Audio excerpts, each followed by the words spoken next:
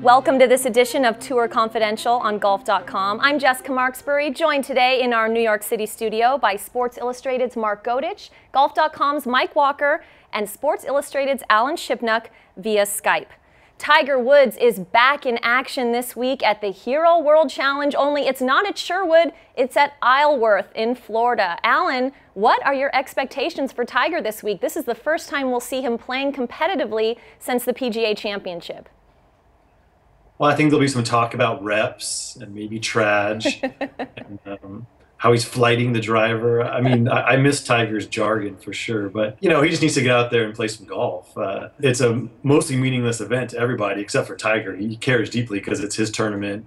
It benefits his charity. So I think he'll grind pretty hard and he'll make a good showing, but it's probably too soon to detect if anything's changed with his new swing consultant. But, you know, Tiger will make a spirited run at it. Whether he wins or loses doesn't really matter. It's just good to have him back. This might be the first time at the World Challenge that I'm not sure what to expect. Now that it's being played at Isleworth, I mean, Sherwood was a place for Tiger, in my mind, like Augusta, where you could always count on him to be in the hunt. Isleworth, I'm not so sure, even though it was a home course for him several years ago.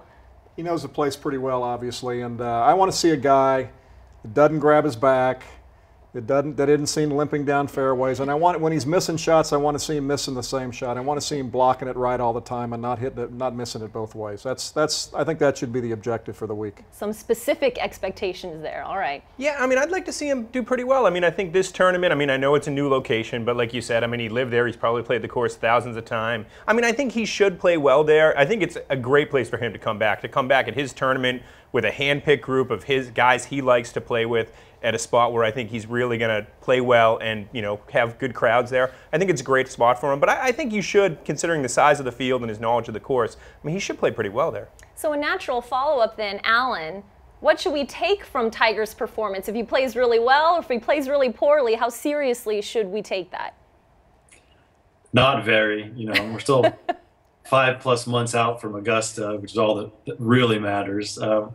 But if he looks fit, if he can swing aggressively, if he looks loose, I mean, these are important things because he spent most of last year, as we all know, limping around and just playing hurt and not looking like Tiger. So whether he makes all his putts inside of 10 feet and things like that, he can clean that up. But fitness is really what it's all about this week.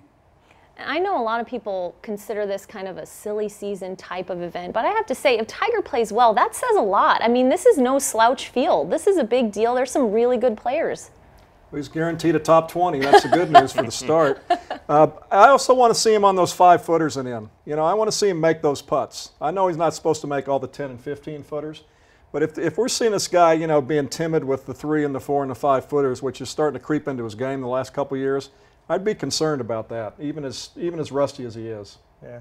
And the other thing I think to keep in mind with this tournament, as much as it's a silly season event, it's been really fun the last few years. I mean, the Zach Johnson wedge shot, Graham McDowell pouring that putt in over Tiger, and then Tiger acting like he won the Masters when he finally won it for his first sort of post-scandal win. So, I mean, I think based on the recent history, I mean, it should be a pretty entertaining week. Don't forget world ranking points at stake, believe it or not. Absolutely. Well, Alan, Mike, Mark, thank you so much for your time and insight. We'll look forward to what we think is the grand culmination of the calendar 2014 season at the Hero World Challenge this week. Thank you for joining us here on Tour Confidential on Golf.com. We'll see you right back here next week.